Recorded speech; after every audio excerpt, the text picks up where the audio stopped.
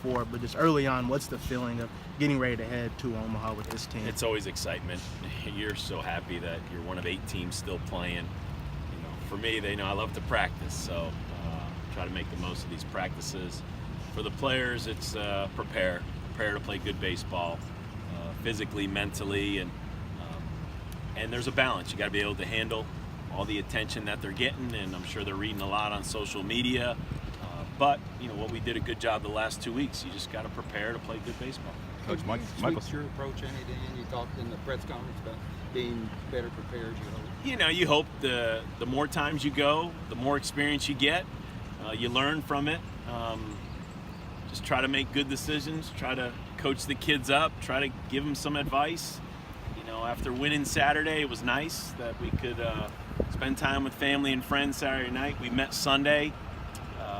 They got a good workout in, and we had a good meeting just about, preparing them for what these next couple weeks will look like. And I just shared my experiences. I kind of encouraged them on some do's and don'ts, and just to help them feel comfortable.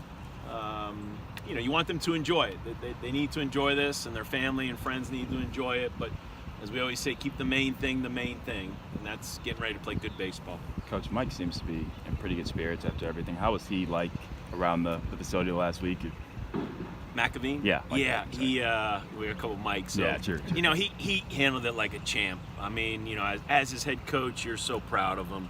And it dawned on me, I think he's our highest GPA. And each year in Omaha, they give an award to the highest GPA student athlete from each team. And, it's a reminder, man, this kid's a good kid. He's a good student.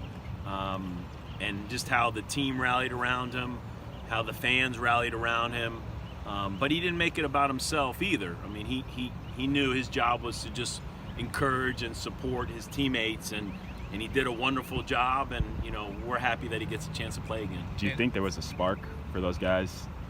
I mean, we talk about all the time, you got to step up, you got to handle adversity, and if that was adversity for our pitching staff, for our program, the guys definitely rallied around. Like we always say, winning and success is not supposed to be easy, so don't expect things to just go your way. And when something like that happens, it can go one or two ways, and I think our guys handled it very well. Dan, you like the fact that this team plays with an edge. How do you keep their edge sharp? We preach it all the time. We challenge them. I don't have to do a whole lot now. They're enjoying this. They're having a lot of fun, and the dugout has a lot of energy. The guys on the field should have a lot of energy. The guys coming out of the bullpen are doing their part. So, when you get momentum like this, just keep doing what you're doing. Don't change. Let's just be who we are, and that's playing with an edge. What does playing with an edge mean? Well, I think you see the emotion that we have, the energy.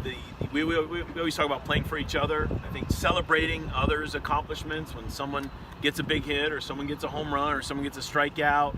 You see the guys in the dugout, just everybody pulling for each other and everybody enjoying this, realizing this is a team event and we're doing this for each other. And but you can just tell by their focus, playing every pitch, how guys run out on defense after they strike out. You name it. I mean, when you talk about edge, there's a lot of things as a coach that you're looking at, as well as, there's also crossing the line and losing focus and letting a lot of energy go to places it shouldn't. So you just try to balance that and make sure guys are in the right place, and obviously they are. And you're always tinkering with the lineup, but to make a change like you did in the regional, how much thought went into it with you guys back and forth, and it didn't seem to help? I made a change in the College World Series a couple years ago, and I remember texting Joe Madden, who I'd gotten to know, and he's one of those bold managers, didn't seem to worry about what everybody thought. He just makes decisions that he thinks are best for his team. I remember texting him. We were going back and forth, and he was so adamant about, you're with these guys, basically 365 a year. You do what you think's best, and they'll trust you. And we tweaked the lineup a little bit in Omaha, maybe a little too late. So when I was in this situation again, you're sitting there going, it's just something's not working.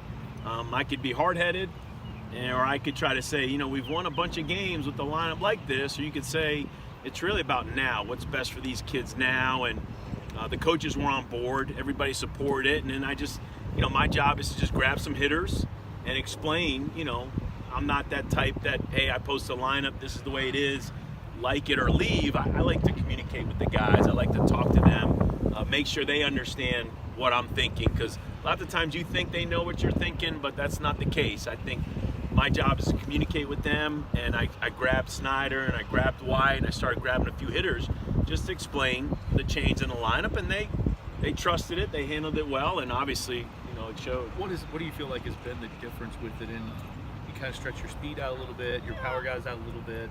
I think just from a baseball standpoint, just gave us probably more balance. That we had all the speed guys together and all the bigger hitters, or you call it, together, and some days it worked and it looked great and you put up double-digit runs, but then there were other days, especially that last couple weeks, man, where pitchers were having too much success and not pitching enough from the stretch and not getting enough guys on. So you take those on-base percentage guys and try to spread them out, and hopefully one of those guys can get on with no outs or one out, and that changes the whole dynamic. And I think the biggest change you see in this generation is a guy like Logan Wyatt hitting in the two-hole.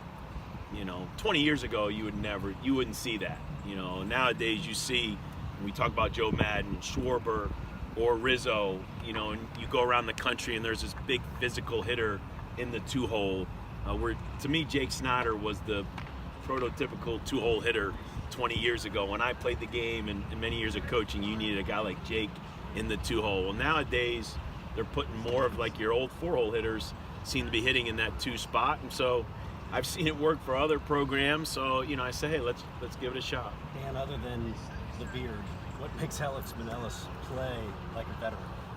We've been saying it all year. It's been a professional approach. Even when he had all the success in the middle of the season, you don't want to get ahead of yourself. You realize he's a freshman. It's a long season. Let's let this thing play out. And here we are in Omaha, and he's in our four-hole, and his at-bats look really good, and he's competing, and he belongs. He's obviously not a freshman anymore. We tell those young guys when you go through a long season like this, but they always have to have the talent, and they all come here with the right talent. It's usually the maturity, the dealing with failure, and he's been able to handle that. And you got to trust your ability. I think when you get to this level and you fail, you start to doubt. They're not used to failing, where even when he failed, you never saw a different look in his eye. The same business-like approach, show up every day, get after it, and the guys know he belongs, and he knows he belongs. Why are you saying that 17 teams, the most talented he's played on, this one might have the most depth? Is that a fair characterization? I think so. I mean, anytime you play on a team with Brendan McKay, it's hard to say that might not be the most talented. And then, of course, Ellis and Hairston and Hensman and Fitch and all those great players. But I think we've preached depth all year. We've gone through injuries. When Dunn was out of the lineup, when Britton was out of the lineup, when Oriente was out of the lineup, we were able to overcome. When Bennett didn't throw for a couple weeks, or Kirian didn't throw, and Poland didn't throw, and then you go through a super regional without your closer, I think Fitz is spot on when it's hard to not think you have as much depth, or at least enough depth to continue to play good baseball. Is that a meaningful thing in this point in the season? Is depth a deciding factor, or is it just raw talent? No, I think it's a little bit of everything. And you could get in a 16-inning game in Omaha. It's a tournament, so you've only got so much pitching, so many position players. You can't change.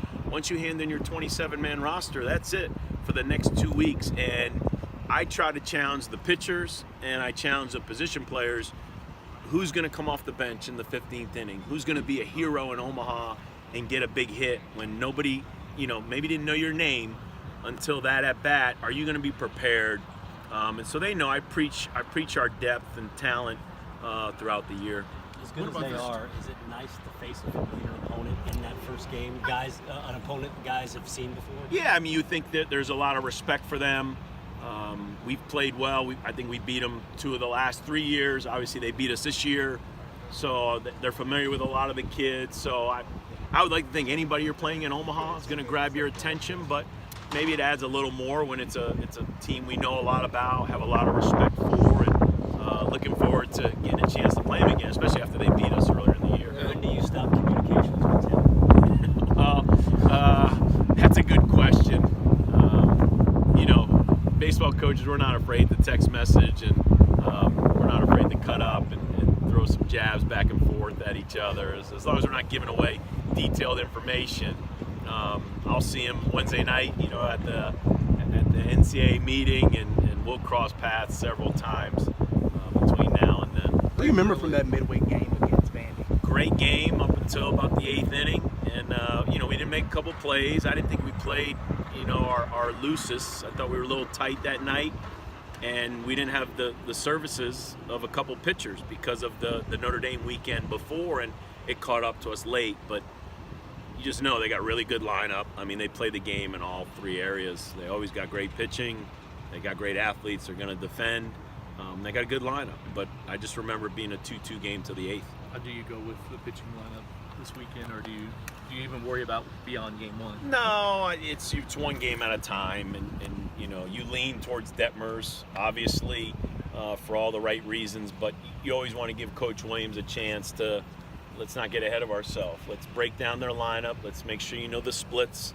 Let's see where they have success, maybe where they struggle a little bit. And I think in our world, knowing you got Detmers, Miller, and Bennett, you got three really good candidates, and you could put them in any order. And so, let's just wait till we have to make that final decision. But I know in his mind, he's going to prepare guys. He's going to prepare who's going to throw on Sunday, and then you're playing again on Tuesday. So who's going to, look at our two teams now that it's going to be Auburn or Mississippi State. How does each pitcher match up against those guys? So, just like you would in any postseason. Let's do one 600 games, but Roger's been with you for all those. How big of a weapon is it to have him? I don't. We would not have won 600 or whatever games without him. I mean, it's the best pitching coach in the country. It's a guy that I had a lot of respect for before I got the job here, but being able to hire him elevated our program immediately because of the value of pitching. And so really the only jab I have on him is, he's lost as many games as I've lost to in the last 13 years. But, other than that, it's a real comforting feeling knowing you have, again, who you feel is the best pitching coach in the country, and that you trust, and he's going to have these guys ready.